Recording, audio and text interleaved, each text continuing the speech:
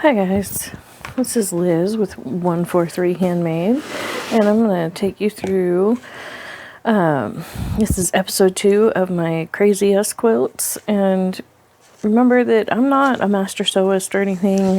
If you're looking to learn how to sew, I suggest you go look for other videos for beginner sewers. This is just a process video, basically, showing my thought process and how I go about doing this. So, this is my box that I have. Most of this is scrap bits from other projects or possibly eBay hauls. I did put a little bit of that fabric in here from the eBay haul. Not a huge amount, but this is all from that, I think, or most of this. So just wherever you get your scrap fabric, it doesn't really matter. You want to gather a good amount of scrap fabric. I'm just kind of getting this stuff out of the way for the moment, so I can get down to the lower bits. And I like to have some that's more strip-like. This is a stretchy material, so some people would go ahead and take the time to put stabilizer on the back of this. With this particular one, I haven't found the need to, but it's up to personal preference, a lot of that stuff. But yeah, I just have a bunch of scraps, a bunch of triangles from binding my last crazy ass quilt. This is from the binding, you know. Some of them I did go ahead and do the thing where I went ahead and made them half square triangles at first, but I left a bunch of them like this to help me with the corners, which you'll understand better in just a minute. Just getting everything out of the way. So that's all the scrap fabric that I've thrown in here on top of my foundation pieces. And so these are my foundation pieces. I've got them all pressed and marked out. So I'm going to lay those in a pile over here. You might not be able to see that real well, but I will bring you over closer to the sewing machine after I get set up. So let's see, this is the one that I just finished. Here's the card for this one. So I will make notes on that after I'm done. These are a stack of much larger scraps that I might pull from for this, but I might be able to utilize these and pull from these for some other project too. So these are kind of the maybe pile of this project. I won't necessarily use them. And then I have, let's see, these are the centers that I have pre-cut. And some of them are, you know, solid pieces. Like this is like a velvet of some sort. And then some of them are just crumb piecing from when I finished my niece's blanket last quilt. This was the pieces that were left over, and I just made them into crumb pieces and decided to make that the centers for my next crazy ass quilt. So that's what those are. Let's see, I'm gonna get through these. These are all that same idea. And then I have these are chunks that were left over from the last crazy quilt, and this is the back side. This is what the foundation will look like. This is actually two pieces that were joined, and then I cut them for some reason. I'm not exactly sure. I know that I cut this angle on here so that way I would have a 5-sided shape, because I really like the 5-sided for working these instead of leaving it the rectangle. So this was probably one off of the edge, because I like to offset my squares so that way I don't have to line up joints.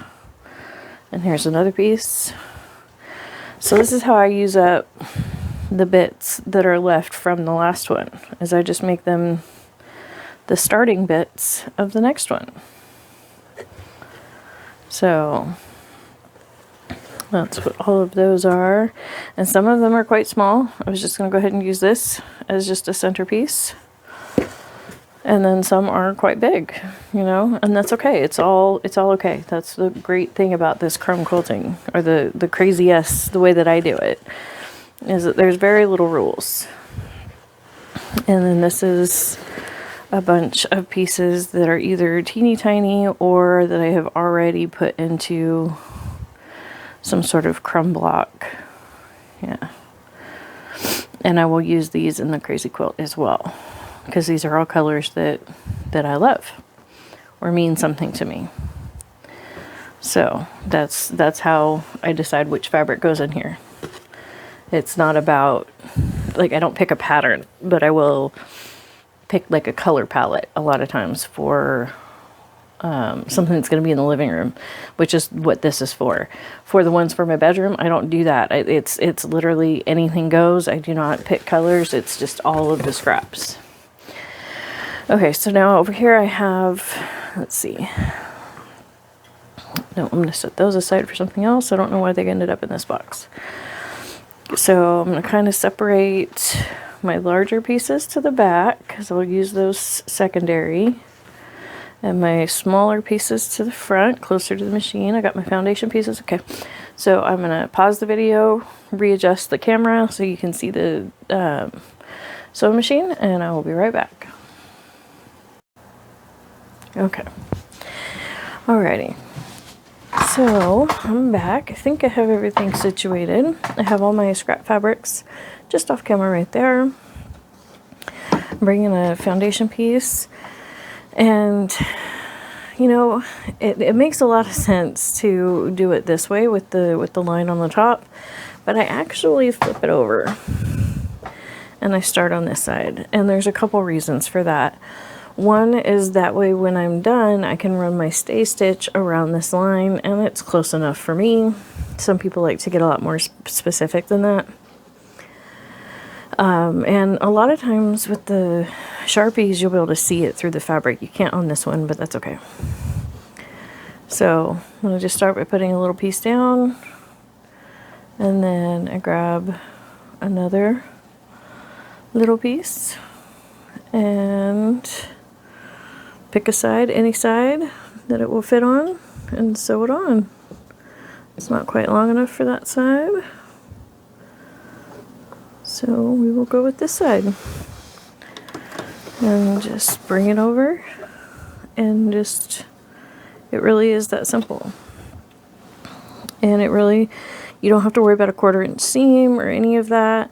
This is a great time to practice your 1/4 inch seam, you know, if you don't have a perfect one, which I most certainly do not. So, and then I pull it out and flip that over. And I just finger press. I don't typically go get up and use the iron every time. Sometimes I do, but not every time. Let's see, do I want to use, yep, let's go with this because it's the first thing that I picked up and it will work. So that's what I'm going to do.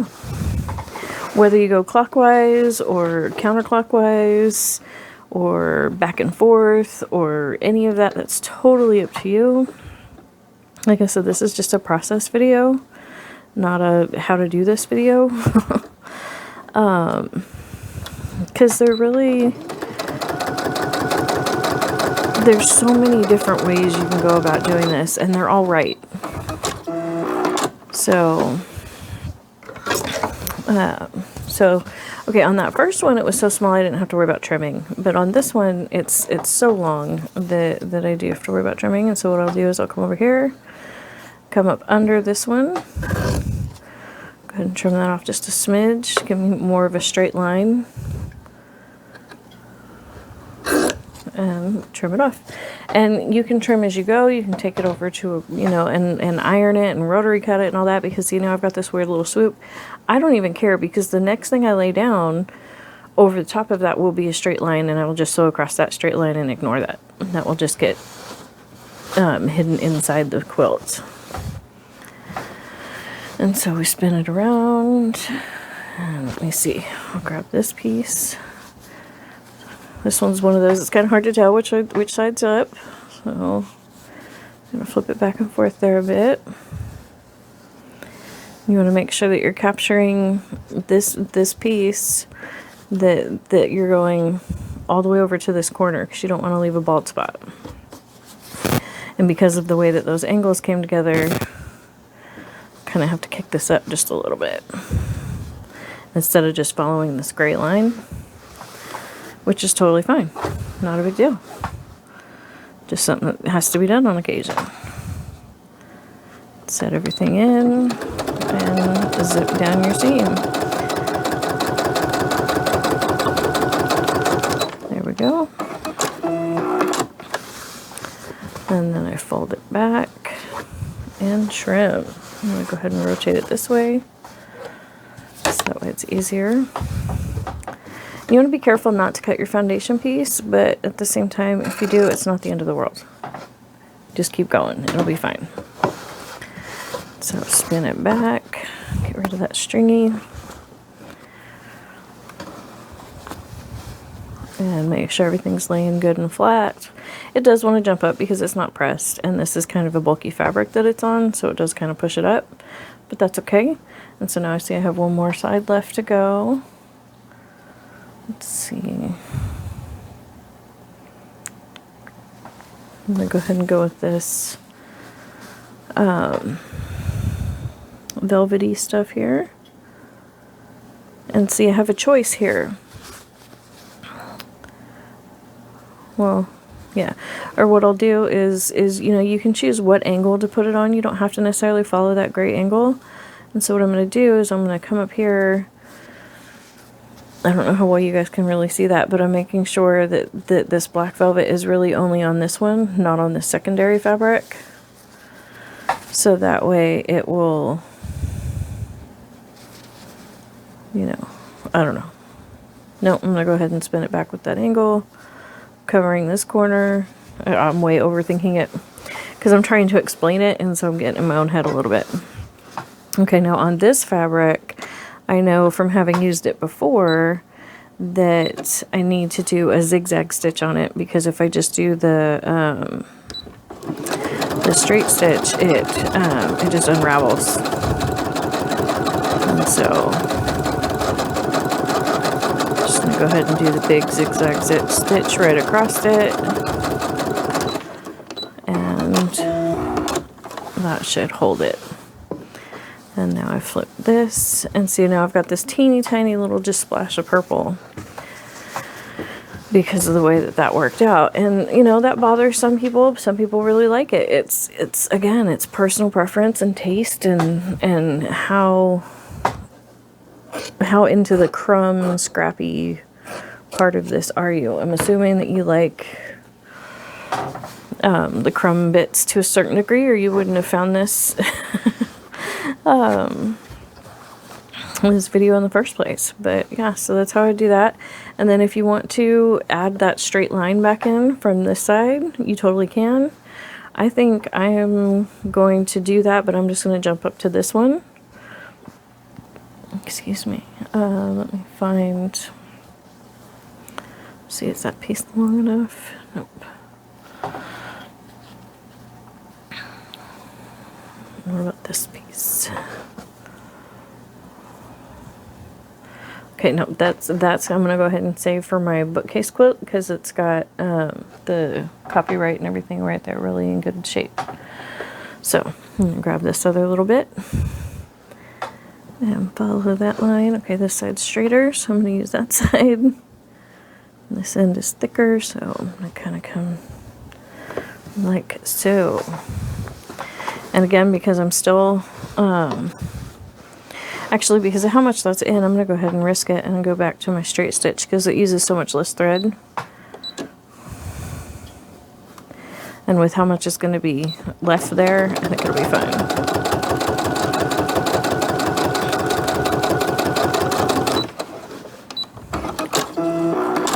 Okay, now on the others, I would suggest trimming this, but with this type of fabric, with how easily it frays, I'm just going to leave it. I'm totally just going to leave that extra there. But I am going to spin this direction and trim up this brown to go even with that pink flower. Now the bits, I'm just throwing back into my pile. Those aren't like going anywhere. Now I do try and make sure that I don't have like matching things right up against each other.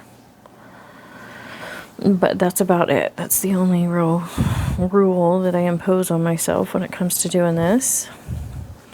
So I think what I'm going to do is try and get through a block on each video. And this series is going to take a while because this is not something I do like on a daily basis or anything. I will get to it a couple times a month. I do like to work on it. But, so this is, you know, like I said, this series will not be done, you know, super fast or anything. But it will, you will see the whole process. And it kind of just depends on how fast I end up wanting to get those cushions done too. Or not cushions, but the cover for the chairs out front. Okay.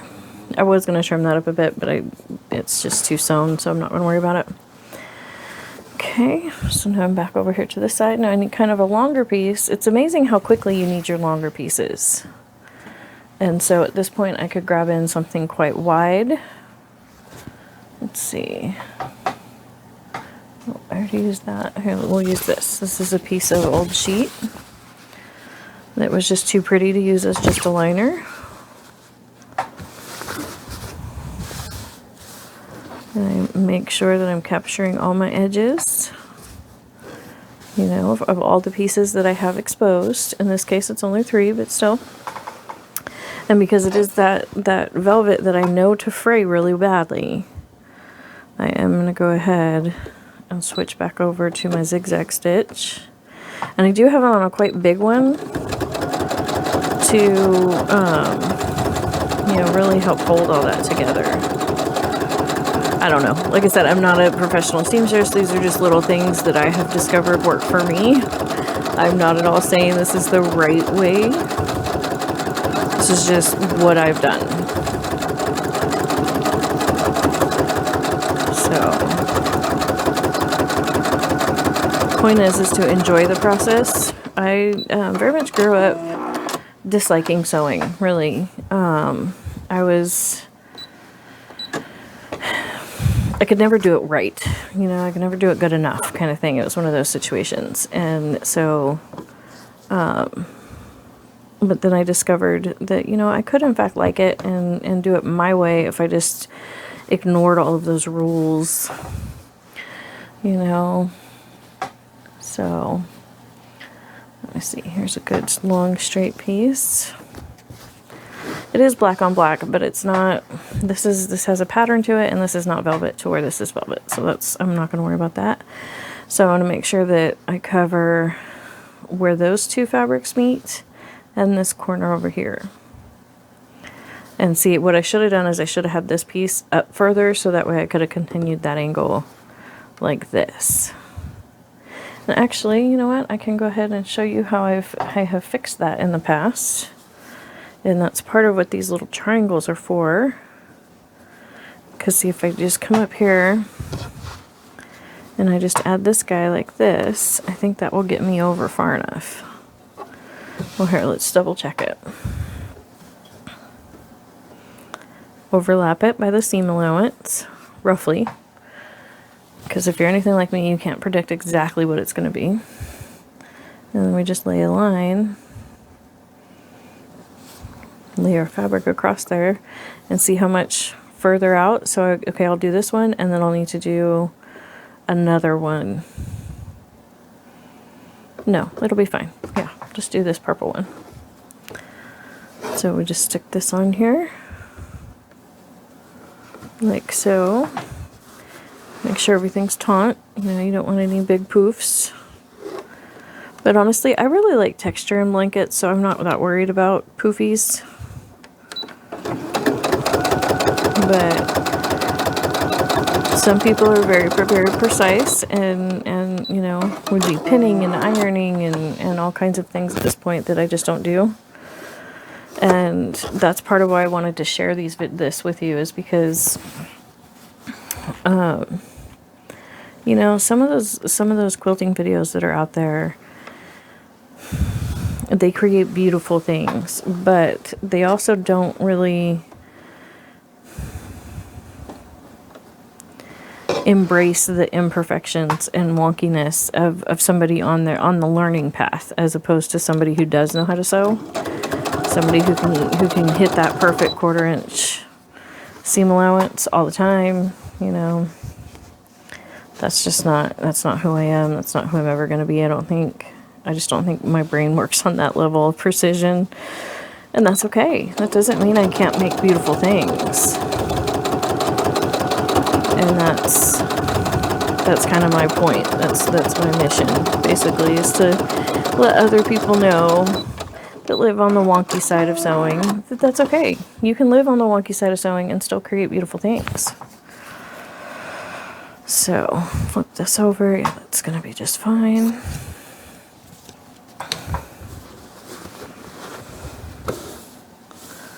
So, and there we go.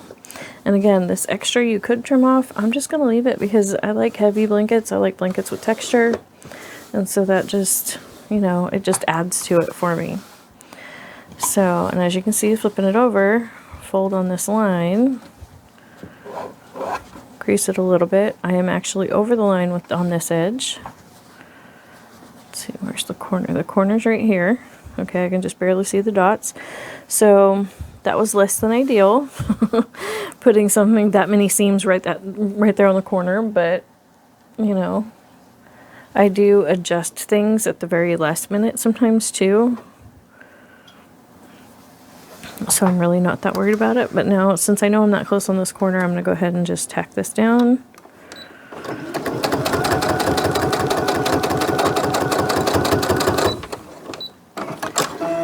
And then now I know that this corner is finished. So, and then let's see, where's the line on this side? Right along here. Go ahead and kind of create a crease. Yeah, so that'll be fine. And then, you know, you just continue working around. Grab my, yeah, these are my crumb bits. Are any of these long enough? See, it's just basically just a strip set. But if it's long enough, nope, it's not. See, some of these down here at the bottom are longer. I mix denim in with mine. That doesn't bother me in the slightest, but some people don't like to do that. So, again, personal preference, you know. That's one of the great things about this, is that there's no real hard and fast rules.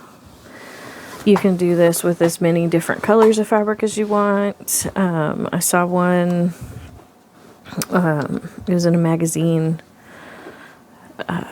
one time where they said that they did not use any two fabrics twice. So once that fabric went into this particular quilt, they did not use it again.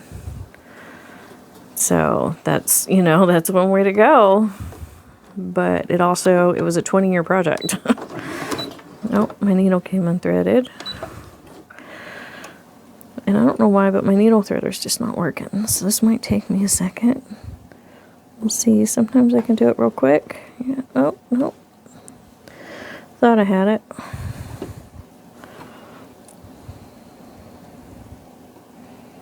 There we go. So I like using this method where I just pick a certain group of colors, or just, saying more, it's more like I just veto a handful of colors. Red is a big one. I don't use a lot of red. So, but other people love red. That's great. It's more, it's just another way we can express our individuality, right? There we go. I like the combination of using the very skinny stuff, the skinny little stuff, with the big stuff. I really enjoy that visually after it's done. I think that adds a lot of interest. Let's see. Now, how far down do I actually need it to go? Yeah, that'll be fine.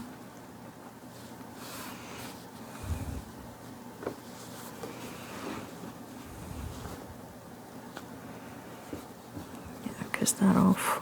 Yeah, I think that'll be fine. I don't know. We'll figure it out as we go, right? That's the joy of it. I learn something new each time I do this.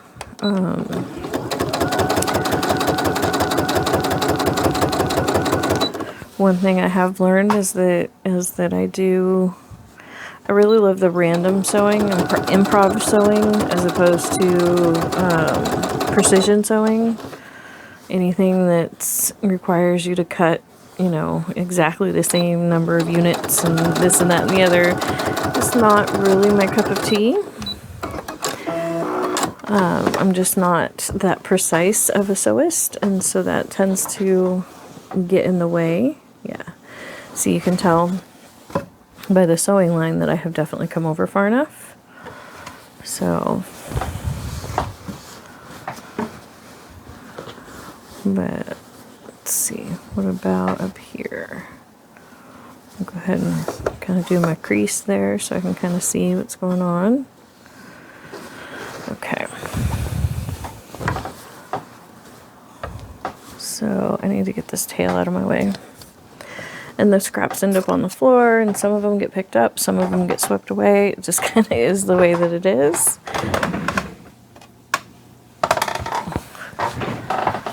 You know, it's just a messy, haphazardy kind of project. And I gotta take this extra sweater off. It was really cold in here when I got started, but then I stoked up the fire and whatnot, so now it's warm. But I do mix fit materials. This is a this piece that I have picked up right now is flannel. This is a fun fur minky type fabric. This is a velvet. This is something from my husband's grandmother when she passed away, so it's a polyester blend of some sort. You know, I don't know what's proper as far as mixing fabrics go. Some of it turns out really well, some of it turns out not as good. Like I said, I learn with each one of these that I do. I have learned that not to use the thinner clothing fabrics in any kind of blanket something, you know. They just don't wear good enough. Okay, and now a piece across the top. Don't want to go black again. Let's see. Will this piece be long enough? Not quite. And sometimes I will go ahead and piece stuff together to get a length that I need. So if I just can't find it in my stuff. Yeah, I have a lot of squares, little squares this time. I don't have a lot of long stuff. What about this piece? Nope, not quite. But if I grab one of these squares, what I can do is sew this together.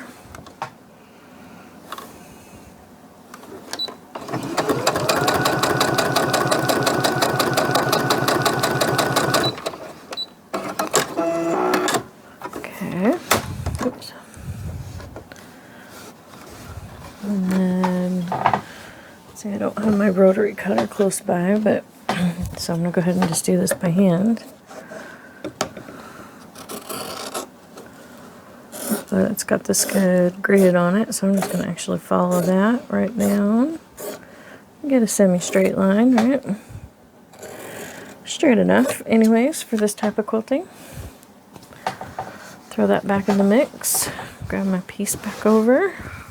And see, now I have this piece that is long enough. Now I will go ahead when I do that and make sure that the small piece is on there, is definitely going to be used, and anything that gets cut off will be cut off of the larger piece. I hope that makes sense. Also try and make sure that the seams don't line up. So I shimmied this over just a little bit, so that way it's not in line.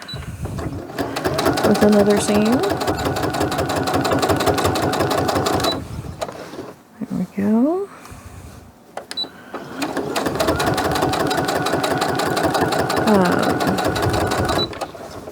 Let's see, what else can I ramble about when I'm doing this? Let's see, you know, just, this is one of those things that you really just got to remember, there is no right or wrong. If you end up with a usable piece like that that for your purposes, will it work for what you wanted it to work for? Then you're good, you're done, you've succeeded. But yeah, see, this piece can trim along this angle. And see, that piece I will go ahead and throw back in because that's plenty big enough to be used. But now I need to finish out this corner. Let me see, one of my crumb bits be big enough? Not sure, where's that edge?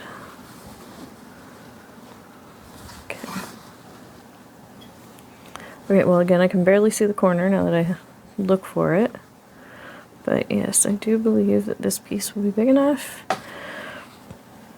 Excuse me, but it will put a lot of seams right there on that edge. So I'm going to try and find a different piece that will have a little bit different, a little bit larger pieces, so that way it doesn't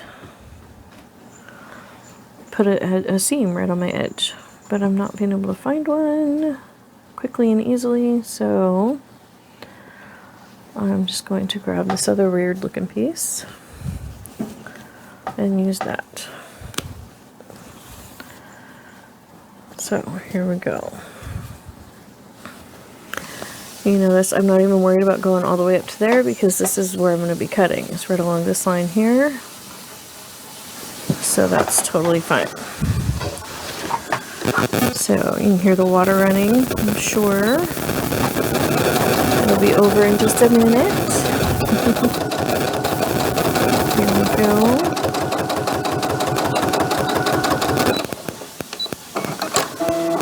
You want to make sure you come down past the line far enough. That's something you will just get a feel for over time.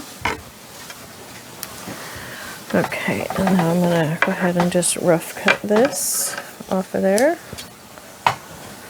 And then now, what I do is I flip it over and run a stay stitch around this black line. And you can do whatever size stitching you want, you know, whatever like settings you like. You'll find what works for you based on the fabrics that you use most. I tend to work with a fairly large stitch, mostly because I really hate ripping stuff out, and so when I have to, I want there to be as few stitches as possible. So I'll rotate it. You do have to be really careful as you're coming down the sides to make sure you're not flipping anything up as you go.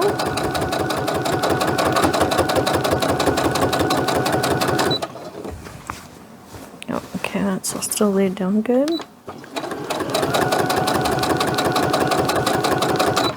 Okay, I feel a weird fold. Okay, that's just where that seam was. It had flipped, so now I've got it laid down right.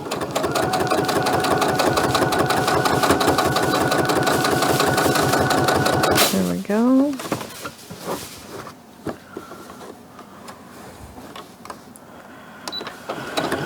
And a couple more sides. We're halfway there. Let's see. Make sure this one's okay. Just had to double check, make sure that was laying right. Okay, that was.